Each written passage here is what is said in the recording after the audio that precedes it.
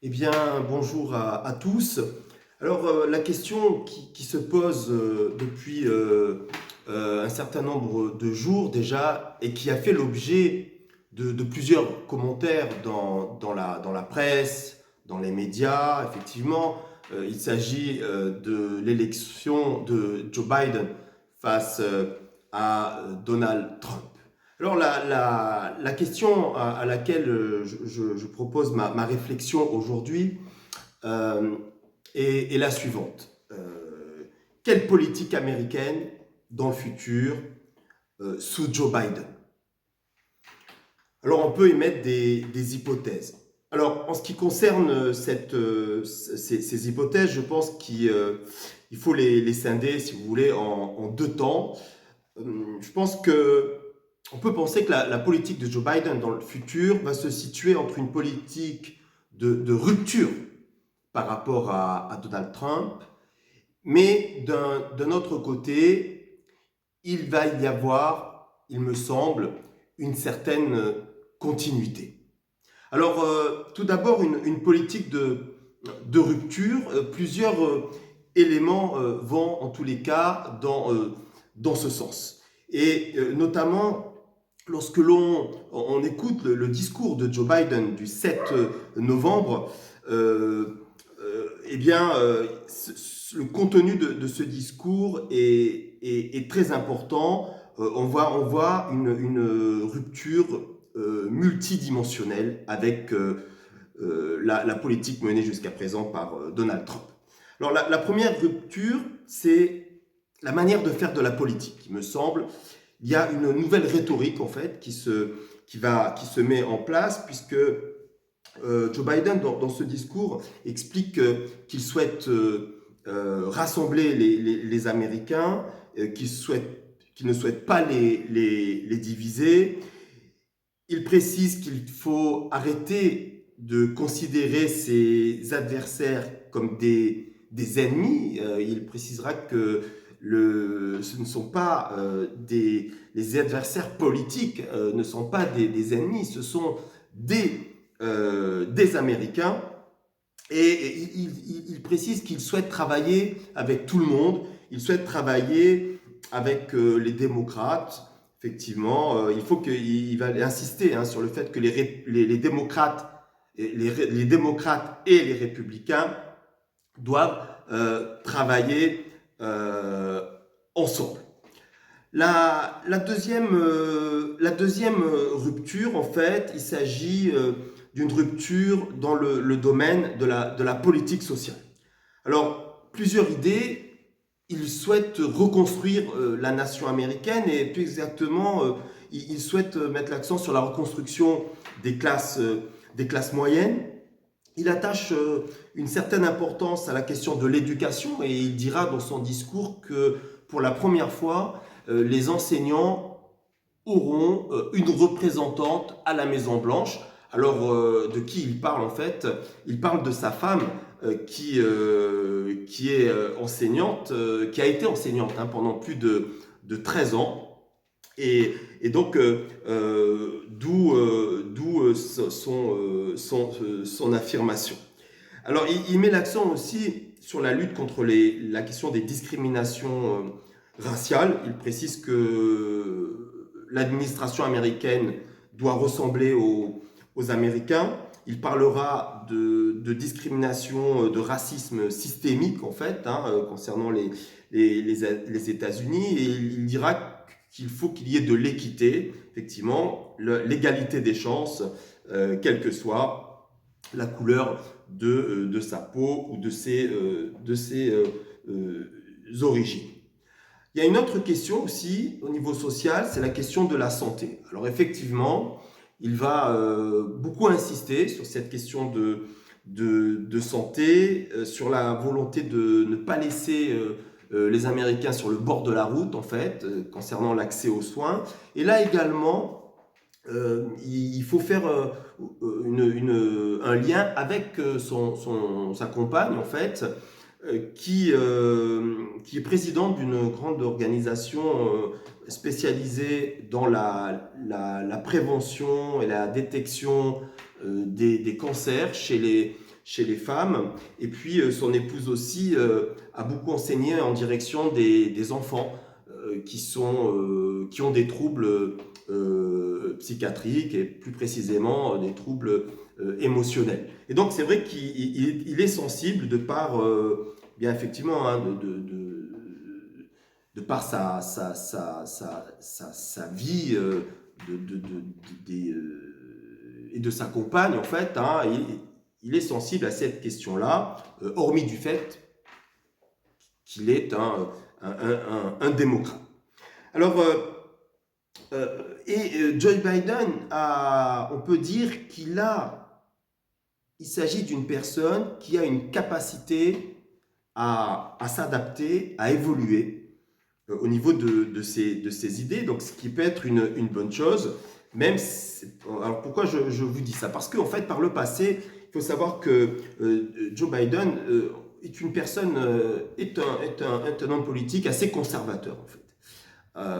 Quelques exemples. Il avait voté en 93, il avait voté une disposition interdisant en fait aux homosexuels d'intégrer l'armée.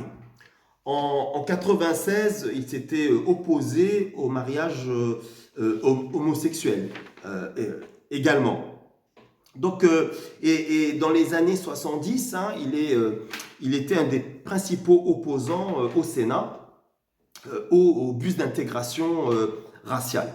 Donc, bon, effectivement, il avait certaines idées. C'est un conservateur avec une capacité d'évolution. C'est quelqu'un qui témoigne d'une personne pragmatique, en fait, qui tient compte de l'évolution de son électorat. Hein. Et donc ça peut être une bonne chose. Alors, à côté de la politique interne, on peut dire aussi qu'au niveau international, il va y avoir une rupture avec Donald Trump. Alors, pourquoi? Alors, Joe Biden, il faut savoir qu'il possède une certaine expérience en matière d'affaires étrangères, puisqu'il a été président pendant plusieurs années de la Commission des affaires étrangères au Sénat, et en même temps, il a été coprésident du groupe d'observateurs de l'OTAN au Sénat américain. Donc ça lui donne une certaine dimension, donc il a une connaissance, si vous voulez, des enjeux internationaux. Et donc ça c'est une bonne chose, contrairement à Donald Trump, en fait, hein, qui effectivement n'a pas d'expérience hein, sur la géopolitique hein, au niveau mondial.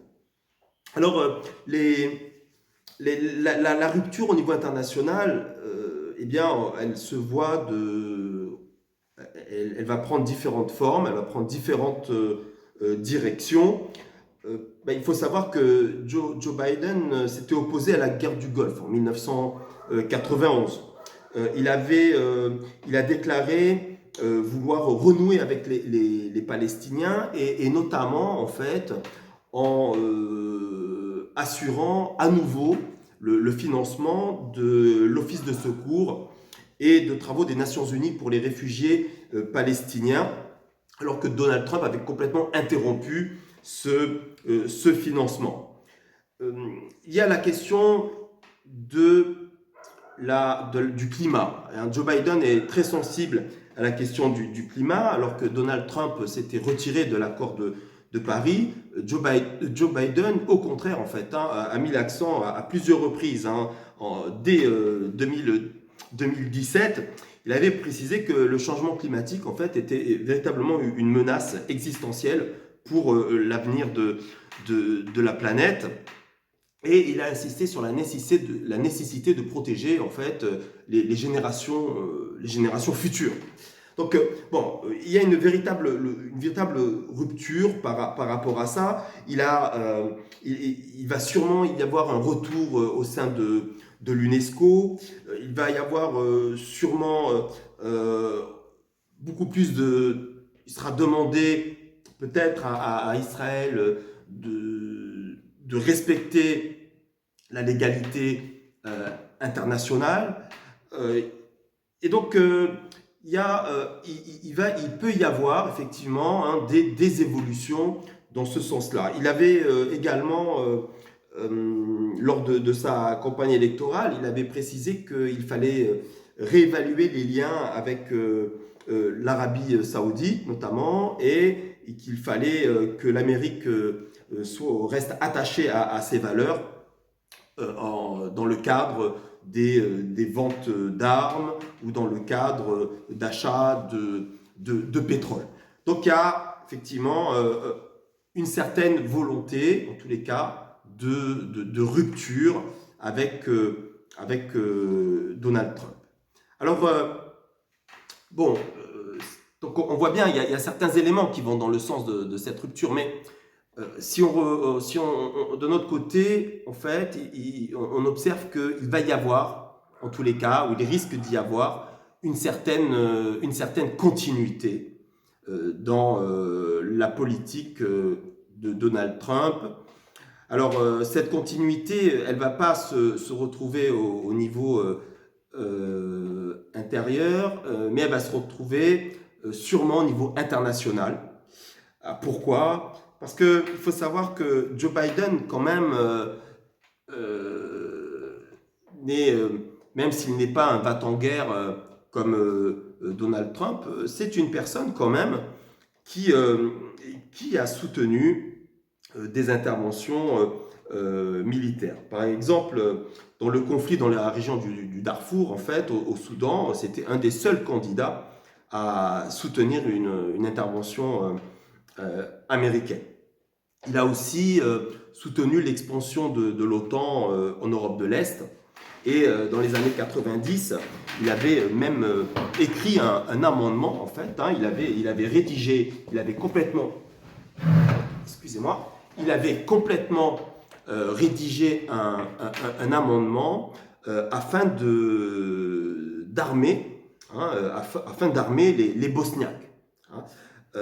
Également, il était un fervent partisan de la guerre en Afghanistan, et il a soutenu l'intervention en Irak en 2002 et l'intervention en Libye en 2011. Donc on voit bien que Joe Biden, c'est quand même, ça reste effectivement une personne qui considère que l'Amérique a un rôle à jouer sur la scène internationale, et il compte bien, je pense, jouer ce rôle, puisque dans un dernier discours, il y a quelques jours, il a précisé que effectivement l'Amérique doit jouer son rôle au niveau international, et voire même guider le monde, en fait. Bon, donc il y a quand même cette idée qui reste présente. Autre idée, je pense qu'il va continuer à s'opposer effectivement à l'Iran et à son influence au Liban, en Irak, en Syrie. Il ne va pas revenir, ça va être très difficile effectivement de revenir sur la reconnaissance de Jérusalem comme capitale d'Israël, ou de revenir sur les colonies israéliennes en Palestine occupée, en Cisjordanie occupée. Et là, qui sont effectivement contraires au droit international, mais qui, effectivement, Joe Biden se retrouve devant une situation de fait. Et donc, ça va être très compliqué de revenir en arrière.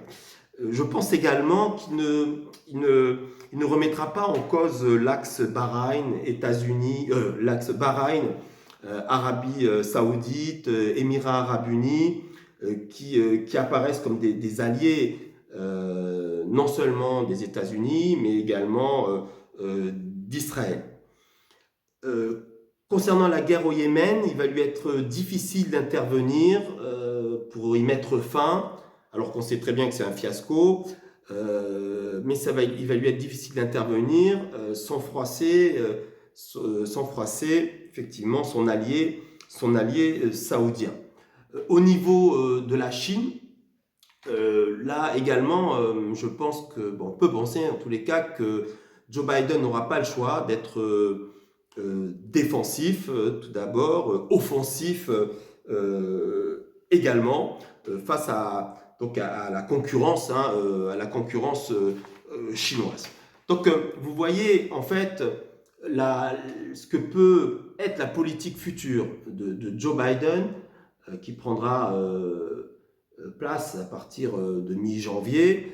Cette politique, on peut penser qu'au niveau, il va y avoir une rupture, et c'est clair qu'il y aura une rupture avec la politique de Donald Trump, mais cette rupture, qu'elle soit au niveau de la politique interne, au niveau de la politique internationale, mais il faut faire attention, puisque en tous les cas, au niveau international, il va y avoir, je pense, une certaine continuité, même si effectivement Joe Biden, contrairement peut-être à Donald Trump, reste une personne qui n'est pas un va-t-en-guerre, en fait. C'est une personne qui a une certaine expérience des relations internationales, de la géopolitique, et donc je pense que c'est une personne qui est assez posée, qui évidemment défendra toujours les intérêts américains, mais il me semble, on peut penser peut-être que il mettra certaines limites en fait vis-à-vis de certains pays ou de certaines situations. Il aura plutôt une politique un peu de frein, qui peut-être même, il ne va pas forcément s'opposer à certaines politiques internationales, mais il ne sera pas contre quand même. Voilà, donc c'est quelque chose qui reste à observer. Donc merci beaucoup.